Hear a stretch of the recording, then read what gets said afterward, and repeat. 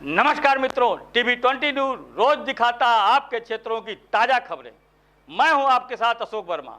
आइए रूबरू कराते हैं आपके क्षेत्रों की तमाम खबरें।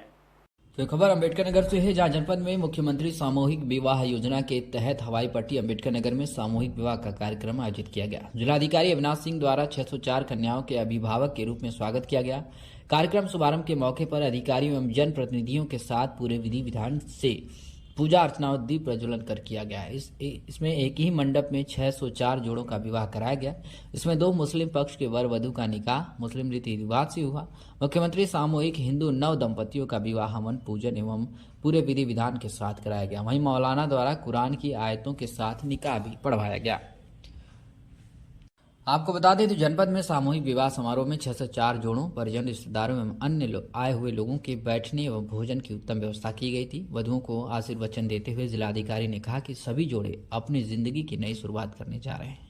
वहीं एमएलसी हरिओम पांडे ने भी वर वधु को भविष्य के लिए शुभकामनाएं दी तथा सरकार द्वारा चलाई गई योजनाओं के लिए मुख्यमंत्री को धन्यवाद भी दिया। इस पूरे मामले में क्या कुछ जानकारी दी है अविनाश सिंह जिलाधिकारी और हरिओम पांडे भाजपा एमएलसी अयोध्या अम्बेडकर नगर ने, आप सुनिए। समाज को हमारे मुख्यमंत्री जी और हमारे प्रधानमंत्री जी उपहार स्वरूप दे रहे हैं कि बेटी बचाओ बेटी पढ़ाओ, और बेटियों का सारा खर्च हमारी सरकार उठा रही है। विवाह का है, पढ़ाई का है, और भी जो भी है, इस विवाह के खर्च में जितना भी खर्च आता है, चाहे वह दहेज के रूप में उनको लेने देने का हो, उनके यार दोस्त, तो उनके माता पिता और सबको भोजन आदि का खर्चा, इसमें आप देख रहे हैं कि समाज पूरा एक मेले का स्वरूप हमारे जनपद में दिखाई पड़ रहा है। अपने राजनीतिक बंधुओं का, यहाँ के जिनके संरक्षकत्व में यह विवाह उत्पन्न आज संपन्न हो रहा है, ये सारे लोग बधाई के पात्र हैं। मैं इनको अपनी तरफ से सबको शुभकामना देते हुए और लीला को स्टार्ट करने का वचन देता। तो खबर आजमगढ़ से है, जहां आजमगढ़ के महाराजगंज ब्लॉक में एक बार फिर सचिव पर मनमाने व अपने संपर्कियों को लाभ पहुंचाने का आरोप लगा है। यह आरोप खुद ग्राम प्रधान द्वारा लगाया गया है। बता दें कि मुरादपुर ग्राम सभा के ग्राम प्रधान ब्रजेश यादव ने अपने ग्राम सचिव वीरेंद्र सोनकर पर मनमाने तरह से बिना उनके संज्ञान में लिए सरकारी पैसे का लगभग 40 से 42 हजार रुपए का भुगतान अपने संपर्की वेंडर के खाते में कराने का आरोप लगाया है। यह प्रकरण उस समय प्रकाश में आया जब ग्राम सभा के सफाई कर्मी के कार्यों का निरीक्षण करके ग्राम प्रधान पहुंचे और समुचित सफाई न होने पर प्रधान ने हिदायत दी तो सफाई कर्मी जनार्दन ने उन्हें बताया कि दिसंबर 2023 व जनवरी 2024 माह में उन्हें सफाई किट न मिलने से समुचित साफ सफाई नहीं हो पाई है, जिस पर ग्राम प्रधान ने भुगतान ब्यौरा निकाला तो पता चला कि कुछ भुगतान बिना उनके जानकारी के हुआ है। ग्राम प्रधान ने बताया कि समूह व पंचायत सहायक के मानदेय के भुगतान के नाम पर उनसे डोंगल ग्राम सचिव द्वारा लेकर 20 दिसंबर व 18 जनवरी को उस भुगतान के साथ साथ सफाई किट सहित हैंडपंप की मरम्मत का भुगतान अपने गांव के किसी वेंडर के खाते में करा लिया गया है और इसकी जानकारी ग्राम प्रधान को नहीं दी गई। वहीं न ही साफ सफाई किट सफाई कर्मी को दी गई। ग्राम प्रधान ने बताया कि जब इस भुगतान के बाबत ग्राम सचिव से पूछा गया तो वे हिला हवाली करने लगे। प्रधान ने बताया है कि इसकी शिकायत जब वह एडीओ पंचायत महाराजगंज से किए तो वह लिखित शिकायत देने की बात कहकर मामले को टाल दिए। इन आरोपों के संबंध में जब मीडिया कर्मी द्वारा एडीओ पंचायत महाराजगंज मिथिलेश राय से दूरभाष के माध्यम से पूछा गया तो उन्होंने डोंगल और भुगतान के मामले को उनका अपना मामला बताते हुए बैठक में जाने की बात कहकर फोन काट दिया। अब देखना यह होगा कि उक्त आरोपों की जांच निष्पक्ष हो पाती है या फिर कागजों में ही दम तोड़ देती है। इस पूरे मामले में क्या कुछ जानकारी दी है ब्रजेश यादव ग्राम प्रधान मुरादपुर व जनार्दन सफाई कर्मी मुरादपुर ने, आप सुनिए।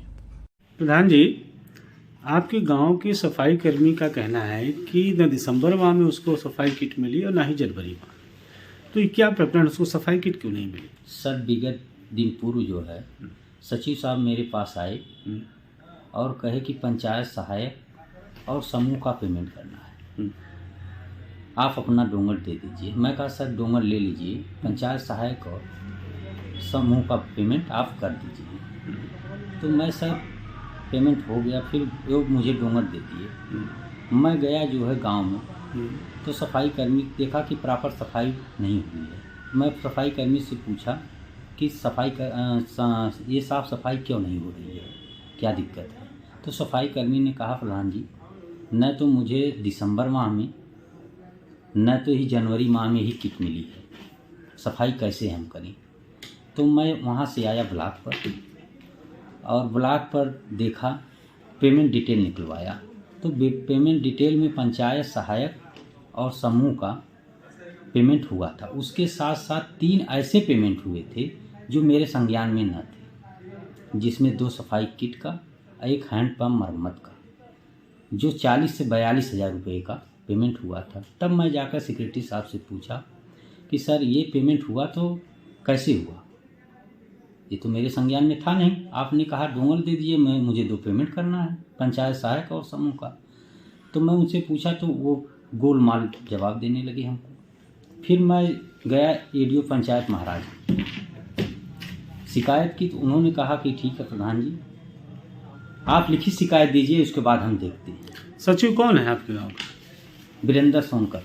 तो इन्होंने जो पेमेंट किया सफाई किट का और हैंडपम्प मरम्मत का, वो तो किसी एजेंसी को किया होगा जिसको आप लोग, कोई इनके गांव के एजेंसी है उसी पर की। क्या उसको आप लोग नहीं जानते? नहीं, मुझे सब कोई जानकारी नहीं इसकी। क्या नाम है? जनार्दन। जनार्दन जी, आप ग्राम पंचायत में किस पोस्ट पे हैं? सफाई कर्मी, किस गांव में? ग्राम पंचायत मुरादपुर। दिसंबर महीने में प्रधान जी का कहना है कि पेमेंट हो गया है सफाई किट का, वो आपको मिला? जी नहीं। जनवरी महीने में भी पेमेंट हो चुका है, प्रधान जी ऐसा कह रहे हैं, वो मिला आपको? जी नहीं। दोनों महीने में आपको सफाई किट नहीं मिली? जी नहीं। एक खबर आजमगढ़ से है, जहां मंडलायुक्त मनीष चौहान ने बुधवार को आयुक्त सभागार में आयोजित मंडल उद्योग बंधु की अध्यक्षता करते हुए शासन की मंशा के अनुरूप मंडल के जनपदों औद्योगिक क्षेत्र विकसित करने की कार्रवाई में तेजी लाई जाए। उन्होंने कहा कि जनपद आजमगढ़ में औद्योगिक क्षेत्र विकसित किए जाने हेतु भूमि की उपलब्धता के संबंध में यूपी सीडा गोरखपुर के प्रबंधक द्वारा अवगत कराया गया है।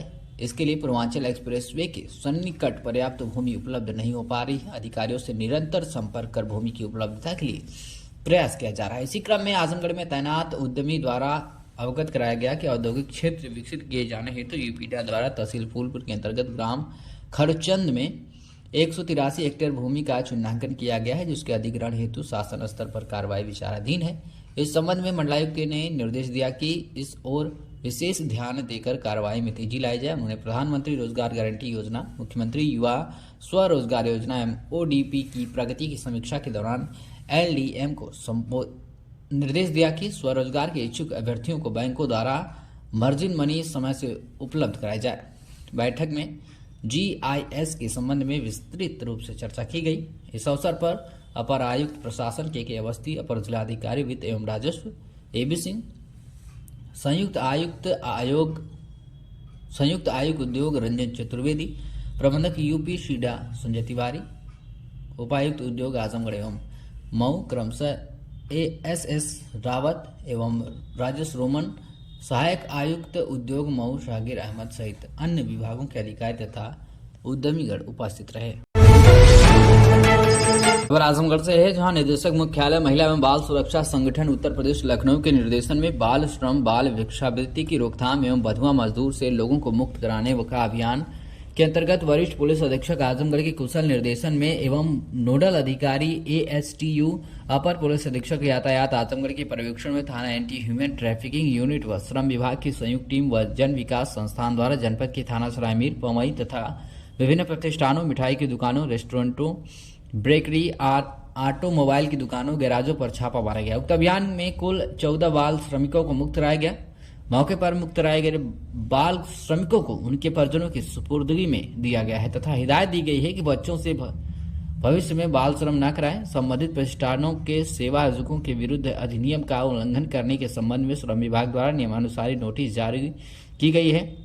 संयुक्त टीम द्वारा दुकानदार जनता को लोगों को बाल श्रम न कराने पर जोर दिया गया है तथा सार्वजनिक स्थानों पर बर्तन की दुकानों, मिठाई की दुकान, रेस्टोरेंट, बेकरी और ऑटोमोबाइल की दुकान, गैराज आदि स्थानों पर बाल श्रम कराने से संबंधित पोस्टर चस्पाकर जागरूक किया गया। खबर आजमगढ़ से है, जहां निदेशक मुख्यालय महिला एवं बाल सुरक्षा संगठन उत्तर प्रदेश लखनऊ के निर्देशन में बाल श्रम, बाल भिक्षावृत्ति की रोकथाम एवं बधुआ मजदूर से लोगों को मुक्त कराने का अभियान के अंतर्गत वरिष्ठ पुलिस अधीक्षक आजमगढ़ के कुशल निर्देशन में एवं नोडल अधिकारी ASTU अपर पुलिस अधीक्षक यातायात आजमगढ़ के पर्यवेक्षण में थाना एंटी ह्यूमन ट्रैफिकिंग यूनिट व श्रम विभाग की संयुक्त टीम व जन विकास संस्थान द्वारा जनपद के थाना सरायमीर, पवई तथा विभिन्न प्रतिष्ठानों, मिठाई की दुकानों, रेस्टोरेंटों, बेकरी, ऑटोमोबाइल की दुकानों, गैराजों पर छापा मारा गया। उक्त अभियान में कुल 14 बाल श्रमिकों को मुक्त कराया गया। मौके पर मुक्त कराए गए बाल श्रमिकों को उनके परिजनों की सुपुर्दगी में दिया गया है तथा हिदायत दी गई है कि बच्चों से भविष्य में बाल श्रम न कराएं। संबंधित प्रतिष्ठानों के सेवा आयोजकों के विरुद्ध अधिनियम का उल्लंघन करने के संबंध में श्रम विभाग द्वारा नियमानुसार नोटिस जारी की गई है। संयुक्त टीम द्वारा दुकानदार जनता को लोगों को बाल श्रम न कराने पर जोर दिया गया है तथा सार्वजनिक स्थानों पर बर्तन की दुकानों, मिठाई की दुकान, रेस्टोरेंट, बेकरी और ऑटोमोबाइल की दुकान, गैराज आदि स्थानों पर बाल श्रम कराने से संबंधित पोस्टर चस्पाकर जागरूक किया गया। आजमगढ़ से आजमगढ़ के विकासखंड क्षेत्र सठियाम के सभागार में बुधवार को क्षेत्र पंचायत सदस्य की एक बैठक आयोजित की गई, जिसमें आगामी वित्तीय सत्र 2024-25 के विकास कार्य योजना हेतु 28 करोड़ रुपए का बजट सर्वसम्मत से पास किया गया। बैठक में क्षेत्र की विकास कार्यों पर चर्चा की गई। आपको बता दें कि बैठक में विकास कार्यों को लेकर खंड विकास अधिकारी कविता तिवारी ने विस्तार पूर्वक चर्चा करते हुए क्षेत्र पंचायत सदस्यों से अपने अपने क्षेत्र में कराए जाने वाले विकास कार्यों की रूपरेखा तैयार कर 1 सप्ताह के भीतर प्रस्ताव मांगा है। इस दौरान बीते सत्र 2023-24 का 15वां शून्य व राज्य वित्त से 1,29,96,532 रुपए विकास कार्यों पर खर्च किया गया। वहीं आगामी वित्त सत्र 2024-25 के लिए प्रस्तावित कार्य योजना पर राज्य वित्त का 3 करोड़, 15वां वित्त आयोग 5 करोड़ और मनरेगा का 20 करोड़ रुपए, कुल 28 करोड़ रुपए का बजट सर्वसम्मत से पास किया गया है। इस प्रकार विकास कार्य को लेकर क्षेत्र पंचायत सदस्यों ने भी बैठक में अपनी मांग उठाई।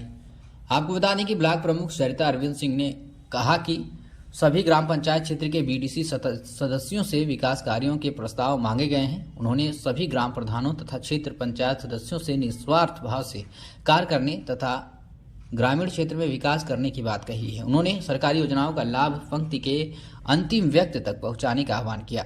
जब तक अंतिम व्यक्ति तक योजना का लाभ नहीं पहुंचेगा तो सरकार की मंशा पूरी नहीं होगी। वहीं आपको बता दें कि समस्त क्षेत्र पंचायत सदस्यों व ग्राम प्रधानों को अंग वस्त्र भेंट कर सम्मानित करते हुए पूर्व मंत्री एवं विधान परिषद सदस्य यशवंत सिंह ने कहा कि विकास कार्य की बदौलत सरकार बनने जा रही है। गांव को विकास कार्यों से संतृप्त करने के लिए सभी क्षेत्र पंचायत सदस्य एवं विकास की रूपरेखा तैयार करके अधिक से अधिक विकास करें। कार्यक्रम की अध्यक्षता ब्लॉक प्रमुख सरिता अरविंद सिंह और संचालन ADO संतोष यादव ने किया। इस अवसर पर लेखाकार Nikhil Srivastava, Lokendra Prajapati JEI, ADO panchayat Sunil Kumar Mishra, Rajesh Kumar Singh, CDPO Ram प्रवेश प्रजापति, जिला पंचायत सदस्य अजय सिंह, जिला पंचायत सदस्य पृथ्वीपाल सिंह, प्रधान संघ ब्लॉक अध्यक्ष अंगद यादव, प्रधान हाजी मुमताज अहमद, जमाल अहमद, जयप्रकाश यादव, संजय कनौजिया, राजू यादव, गुड्डू कुमार, शिव गोविंद सिंह, मनोज यादव, जयनाथ मौर्य, विपुल यादव, त्रिपुरारी कुमार, राशिद, गोलू सिंह, अनिल यादव, पंकज प्रतापति, जैनब खातून, निर्मला देवी सहित BDC व ग्राम प्रधान शामिल थे। आजमगढ़ से है जहां अमर शहीद की नतिनी की शादी में उमड़ा जनसैलाब। आपको बता दें कि भारत चीन युद्ध में 1962 में शहीद हुए भगवती प्रसाद सिंह की एकमात्र संतान सुदामा देवी थी, जिनकी पुत्र अर्चना सिंह के विवाह समारोह में क्षेत्र के गणमान्य लोगों का जमावड़ा लग रहा है और उपस्थित लोगों ने अमर शहीद की नतिनी अर्चना सिंह को अपना आशीर्वाद दिया। वहीं वर पक्ष के अरविंद कुमार सिंह समीक्षा अधिकारी हैं, जिनका विवाह अर्चना के साथ संपन्न हुआ है। वर वधु को आशीर्वाद देने की कड़ी में निषाद पार्टी के राष्ट्रीय महासचिव Prashant Singh, Pramod Singh, Akhand Pratap Singh, Pashupati Nath Singh, Rajendra Singh master, Indian ideal के अधिकारीगण, खंड विकास अधिकारी श्वेतांग सिंह, शैलेश सिंह पिंकू, ब्लॉक प्रमुख प्रतिनिधि कोयलिसा संतोष यादव, रमेश सिंह रामू, सुनील पांडे, हरीश तिवारी सहित भाजपा नेता व गणमान्य लोग मौजूद रहे। तो खबर नागपुर से है, जहां प्रीत, नम्रता, मिठास जैसे दिव्य गुणों को अपनाकर मन, वचन, कर्म से हमें सच्चे इंसान बन सकते हैं। यह प्रवचन निरंकारी सदगुरु माता सुदीक्षा जी महाराज ने नागपुर में आयोजित 3 दिवसीय निरंकारी संत समागम के समापन सत्र में उपस्थित साध संगत को संबोधित करते हुए व्यक्त किया। यह दिव्य संत समागम अपनी अनुपम सटा बिखेरते हुए हर्षोल्लास पूर्वक वातावरण में संपन्न हुआ। आपको बता दें कि सदगुरु माताजी ने समर्पण की सच्ची भावना का जिक्र करते हुए समझाया कि जब हम मैं अहंकार को तज कर पूर्ण समर्पित भाव से इस परमात्मा से एकमिक होते हैं, तब हमारे अंतर्मन को सही अर्थों में शांति, अलौकिक आनंद की अनुभूति प्राप्त होती है। यह परम आनंद हमारे व्यवहार में भी दृश्यमान होने लगता है। फिर समूचे संसार का हर प्राणी अपना सा लगने लगता है। हमारा जीवन मानवीयता के दिव्य गुणों से महक उठता है। अंत में सदगुरु माता ने कहा कि यही फरमाया कि हम जितना अधिक निरंकार से जुड़ते चले जाएंगे, उतना ही हमारे अंतर्मन का वास्तविक मनुष्य प्रकट होता चला जाएगा। इसी मानवता को हम जीवित रखना है। ब्रह्मज्ञान द्वारा हर पल में इस परमात्मा का एहसास करते हुए भक्ति भरा जीवन जीना है। समागम के तृतीय दिन का मुख्य आकर्षक एवं बहुभुजी कवि दरबार रहा, जिसमें सुकून अंतर्मन का विषय पर मराठी, हिंदी, कोंकणी, पंजाब, भोजपुरी, अंग्रेजी एवं उर्दू भाषाओं में 22 कवियों ने अपनी कविताएं प्रस्तुत की, जिसका आनंद सभी श्रोताओं द्वारा प्राप्त किया गया और इसकी सभी ने प्रशंसा भी की। समागम के अंतिम सत्र में संत निरंकारी मंडल के मेंबर इंचार्ज प्रचार प्रसार और मोहन छाबड़ा ने सदगुरु माता जी का, निरंकारी राजपिता जी का नागपुर की नगरी में संत समागम की सौगात प्रदान करने के लिए हृदय से आभार प्रकट किया और साथ ही महाराष्ट्र के आगामी 58वें संत समागम की जानकारी देते हुए बताया कि अगला निरंकारी संत समागम पूरे शहर की धरा पर आयोजित होगा। बड़ी खबर है अम्बेडकर नगर से, जहां घूस लेते लेखपाल को एंटी करप्शन टीम ने रंगे हाथों गिरफ्तार किया। आपको बता दें कि जलालपुर तहसील में तैनात है गिरफ्तार लेखपाल रामयश। जमीन के पैमाइश के लिए किसान से 10,000 रुपए की घूस की मांग की थी। आपको बता दें जलालपुर तहसील क्षेत्र के श्यामपुर दरियापुर गांव में पैमाइश के लिए ये घूस मांगा गया था। एंटी करप्शन की टीम ने मालीपुर थाने में इस मामले में मुकदमा दर्ज कराया है। तो बड़ी खबर है अम्बेडकर नगर से, जहां घूस लेते लेखपाल को एंटी करप्शन टीम ने रंगे हाथों गिरफ्तार किया है। पूरा मामला जलालपुर तहसील में तैनात गिरफ्तार लेखपाल रामयश को एंटी करप्शन टीम ने गिरफ्तार किया है। जमीन की पैमाइश के लिए किसान से 10,000 रुपए का घूस मांगा था। जलालपुर तहसील क्षेत्र के श्यामपुर दरिया गांव में पैमाइश के लिए ये घूस मांगा गया था। वहीं एंटी करप्शन की टीम ने मालीपुर थाने में इनके खिलाफ मुकदमा दर्ज कराया है। खबर आजमगढ़ से, जहां सेवानिवृत्त प्रशासनिक अधिकारी को भावभीनी विदाई दी गई। आपको बता दें कि राधा जलाल सिंह 100 बेड कंबाइंड हॉस्पिटल के प्रांगण में सेवानिवृत्त प्रशासनिक अधिकारी धीरेन्द्र प्रताप सिंह का मुख्य चिकित्सा अधीक्षक ध्रुव कुमार के नेतृत्व में किए गए विदाई समारोह के सभी कार्मिकों ने बुके और माला देकर भावभीनी विदाई की। विदाई समारोह को संबोधित करते हुए मुख्य चिकित्सा अधीक्षक डॉक्टर ध्रुव कुमार ने कहा कि धीरेन्द्र प्रताप सिंह का कार्यकाल काफी सराहनीय रहा है और लोगों के बीच में अपनी एक अलग जगह बना के रखे हैं। वरिष्ठ परामर्शदाता डॉक्टर उमेश गुलाटी और chief pharmacist Vivekanand Chaturvedi, pharmacist Subhash Chandra Pandey ने कहा कि प्रशासनिक अधिकारी धीरेन्द्र प्रताप सिंह का कार्यकाल बहुत ही सराहनीय रहा और इनका विचार बहुत ही उत्तम रहा। इस अवसर पर मुख्य रूप से Sanjay Mishra, Pankaj Pandey, Prateek Pandey, lab technician Anjani Mishra, Rajesh, Akhilesh, Shashikant, Pradeep, sister Pushpa Gupta, Nirmala Singh, Mamta तथा अन्य लोग उपस्थित रहे। मीडिया से बातचीत करते हुए क्या कुछ कहा है धीरेन्द्र प्रताप सिंह ने, आप सुनिए। हम आए हैं वरिष्ठ प्रशासनिक अधिकारी धीरेन्द्र सिंह जी हैं। इनसे हम जानना, ये आज रिटायर होंगे, तो इनसे मैं जानना चाह रहा हूँ कि अस्पताल परिवार के लिए आपका क्या संदेश है। संदेश है साहब कि सरकार की मंशा के अनुसार सेवा करनी चाहिए और रिटायरमेंट भी एक डेट निश्चित होती है और जनहित में अपना ज़्यादा समय बिताना चाहिए और यही कहना है। और आप कैसा लग रहा है आपको? बहुत अच्छा लग रहा है सर कि सत्सम्मान सेवानिवृत्त होना बड़े भाग्य की बात होती है। मतलब मेरे समझ से यहाँ की व्यवस्था अच्छी रही, अच्छे लोग रहे। चलिए, बहुत बहुत धन्यवाद आपको। खबर आजमगढ़ से है, जहाँ कई प्राचीन विद्याओं में से एक मल्ल विद्या जो कि आज समाप्ति के कगार पर है। ब्रज के राजा कंस और भगवान श्री कृष्ण के बड़े भाई बलदाऊ का मल्ल विद्या प्रिय खेल माना जाता था। बड़े बड़े पहलवानों के बीच मल्ल युद्ध कुश्ती हुआ करता था। इस मल्ल युद्ध में जीतने वालों को इनाम और उपहार के तौर पर हीरे जवाहरात दिए जाते थे। विलुप्त हो रहे मल्ल युद्ध को एक बार फिर से जीवंत करने का प्रयास किया गया है।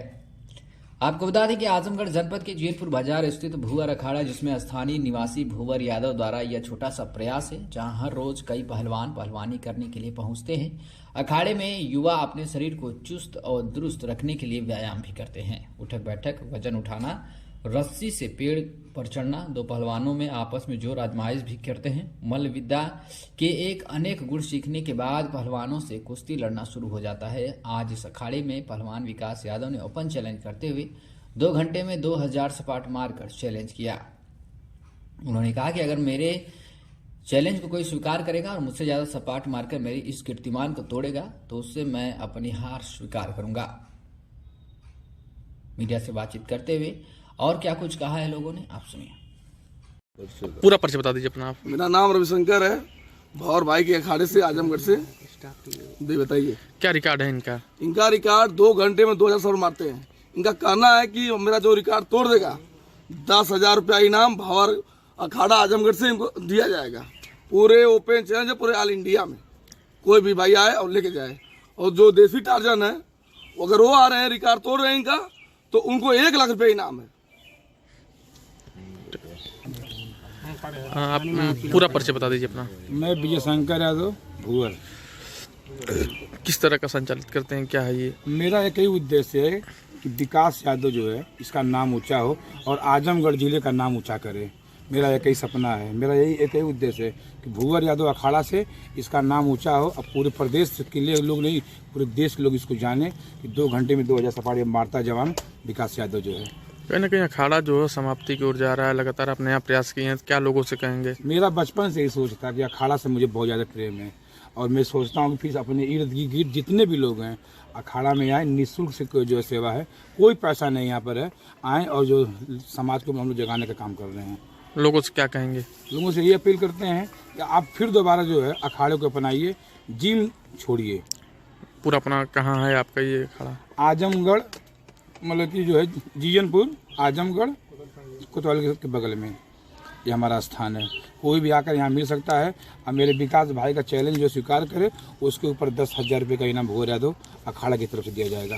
ये चैलेंज सीमित समय के लिए कि चलता रहेगा? चलता रहेगा। सीमित समय नहीं, चलता रहेगा। इनका भी सपना है 5,000 सपाट मारने का।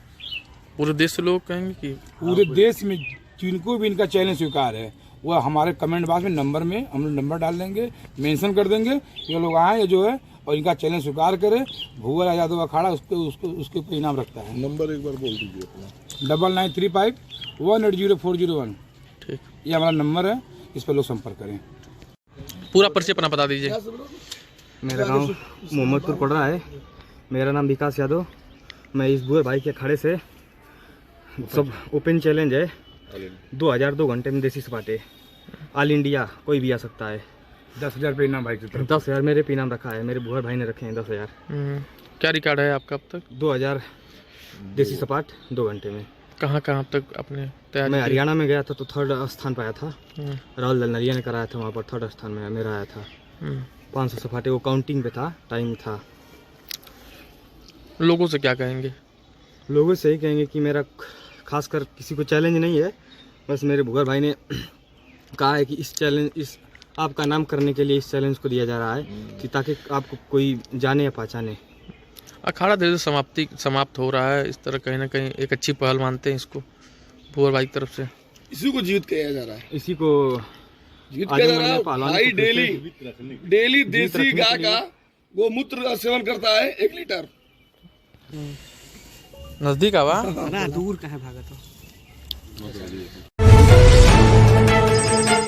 तो ये खबर अम्बेडकर नगर से है, जहां अम्बेडकर नगर की लोकसभा सीट से समाजवादी पार्टी के प्रत्याशी लालजी वर्मा ने सीट शेयरिंग के सवाल पर कहा कि उसके बारे में हमारे राष्ट्रीय अध्यक्ष ने ट्वीट करके बताने का काम किया है और निश्चित तौर पर हमें पूरा विश्वास है कि उनके ट्वीट के अनुसार इंडिया गठबंधन उत्तर प्रदेश में चुनाव लड़ने का काम करेगा और सामने बीजेपी हो या बीएसपी, जिस तरह से बाबा साहेब के संविधान को बदलकर लोकतांत्रिक व्यवस्था को कमजोर कर संवैधानिक संस्थाओं को अपनी कठपुतली बनाने का प्रयास कर रही है और साथ ही पिछड़ों का, दलितों का जो संवैधानिक अधिकार रिजर्वेशन पूरी तरह से ध्वस्त करने का काम भारतीय जनता पार्टी कर रही है।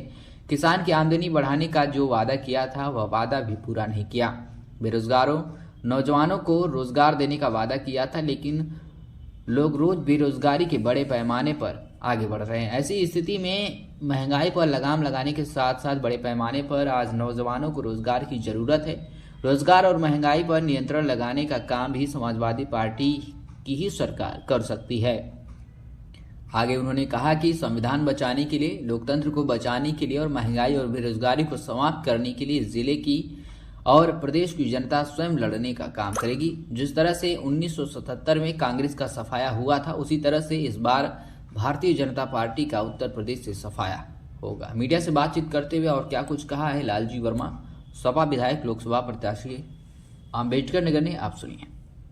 अपने राष्ट्रीय अध्यक्ष श्री अखिलेश यादव जी का आभार व्यक्त करता हूं कि उन्होंने मुझे अम्बेडकर नगर लोकसभा सीट से समाजवादी पार्टी का प्रत्याशी बनाने का काम किया।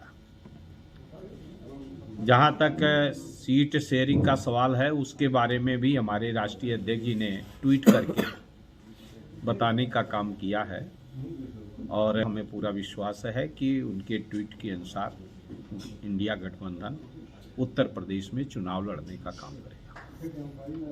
आपको लोकसभा प्रत्याशी बनाया गया है, सबसे पहले घोषित भी कर दिया गया है, तो सामने और भाजपा और या बीएसपी सामने होगी, उसको कैसे मुकाबला करेंगे? ये मुकाबला हमें नहीं करना है, अम्बेडकर नगर की जनता को करना है। भारतीय जनता पार्टी जिस तरह से बाबा साहब के संविधान को बदलना चाहती है, जिस तरह से भारतीय जनता पार्टी लोकतंत्र को कमजोर कर रही है और जिस तरह से संवैधानिक संस्थाओं को अपनी कठपुतली बनाने का प्रयास कर रही है,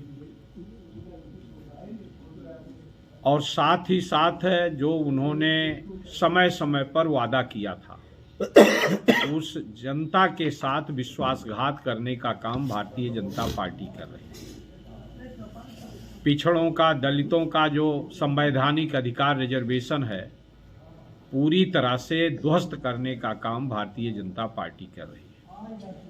किसान की आमदनी बढ़ाने का वादा किया था, वो पूरा नहीं हुआ। बेरोजगार नौजवानों को रोजगार देने का वादा किया था, आज बेरोजगारी बड़े पैमाने पर बढ़ी है।